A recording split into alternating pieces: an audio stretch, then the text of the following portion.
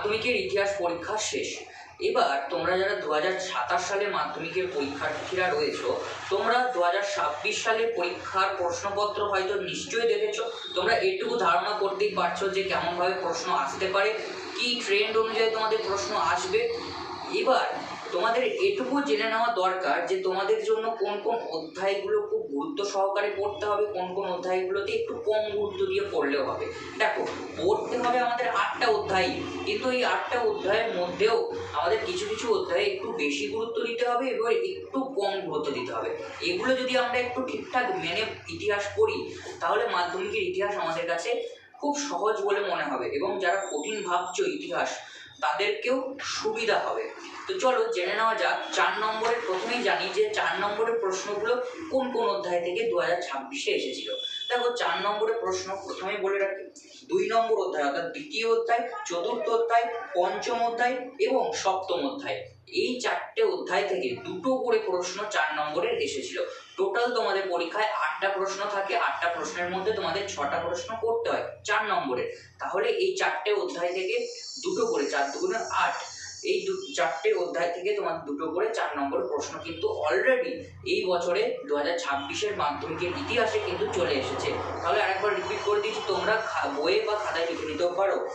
দ্বিতীয় অধ্যায়, চতুর্থ অধ্যায়, পঞ্চম অধ্যায় এবং সপ্তম অধ্যায়, এই 4টে অধ্যায় থেকে কিন্তু 4 নম্বরের 2টো করে প্রশ্ন চলে এসেছে। তাহলে 4 নম্বর অধ্যায়ের জন্য, 4 নম্বরের প্রশ্নের জন্য এবার আমাদের এই 2027-এ কোন কোনগুলো গুরুত্ব দিতে হবে।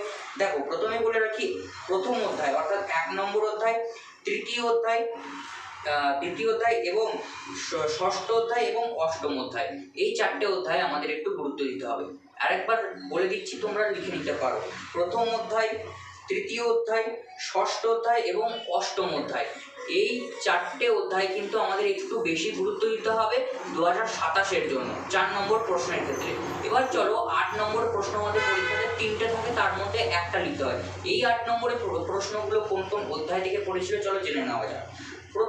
প্রথম প্রশ্নটি পড়েছিল দ্বিতীয় অধ্যায় থেকে।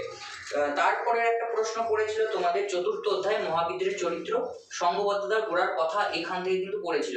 মহাবিদ্রের চরিত্র সম্বন্ধে লিখতে দিয়েছিল, এটা 4র্থ নম্বর অধ্যায়ের প্রশ্ন। তাহলে 4র্থ নম্বর প্রশ্ন অধ্যায় থেকেও কিন্তু একটা প্রশ্ন পড়ে গেছিল। এবার ষষ্ঠ অধ্যায় থেকেও কিন্তু একটা বড় প্রশ্ন পড়েছিল।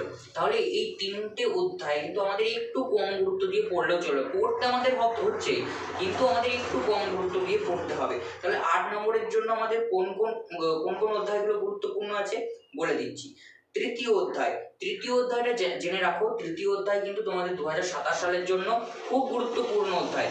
এখান থেকে এবছরে একটাও প্রশ্ন আসেনি, বড় প্রশ্ন। 4 নম্বর বলো বা 8 নম্বর বলো, কোনো প্রশ্নই কিন্তু তৃতীয় অধ্যায় থেকে তোমাদের আসেনি। তো তৃতীয় অধ্যায়টা খুব গুরুত্ব সহকারে পড়ো বছরের প্রথম থেকেই, তাহলে দেখবে খুব ভালোভাবে হয়ে যাবে। তারপর তোমাদের পড়তে হচ্ছে 8 নম্বরের জন্য পঞ্চম অধ্যায় এবং সপ্তম অধ্যায়। ঠিক আছে, 8 নম্বরের প্রশ্নের জন্য এই কয়েকটা অধ্যায় তোমাদের পড়তে হবে।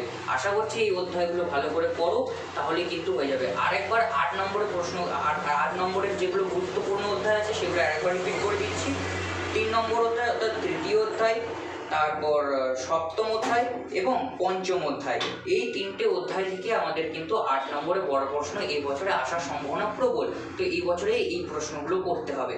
আর যদি চাও যে এই বছরে কোন কোন প্রশ্নগুলো এসেছিল এবং কোন কোনগুলো গুরুত্ব দিতে হবে, তাহলে অবশ্যই আমার হোয়াটসঅ্যাপ গ্রুপে জয়েন হয়ে যাও। সেখানে আমি PDF দিয়ে দেওয়ার চেষ্টা করব, তাহলে তোমাদের কাছে আরও সহজ হয়ে যাবে এবং তোমরা ভালোভাবে সেটা দেখে পড়াশোনা করে যেতে পারবে ইতিহাসের ক্ষেত্রে। তাহলে ইতিহাসটা তোমরা এখন বছরের প্রথম থেকে একটু ভালোভাবে পড়ো, একটু বুঝে পড়ো কোন কোন অধ্যায়গুলো বেশি গুরুত্ব দিতে হবে এবং কোন কোন অধ্যায়গুলো কম গুরুত্ব দিতে হবে। পড়বে সবগুলোই, কিন্তু একটু বেশি গুরুত্ব একটু কম গুরুত্বের মধ্যে পার্থক্য রয়েছে, সেইগুলো একটু বেশি গুরুত্ব দিতে হবে এবং যেগুলো এই বছর এসেছিলো সেগুলো একটু কম গুরুত্ব দিলেও হবে। তাহলে এরকমভাবে পড়ে যাও। ইতিহাস কঠিন তো লাগবেই না, যাদের খুব ভালো লাগে তাদের আরও ভালো লাগবে।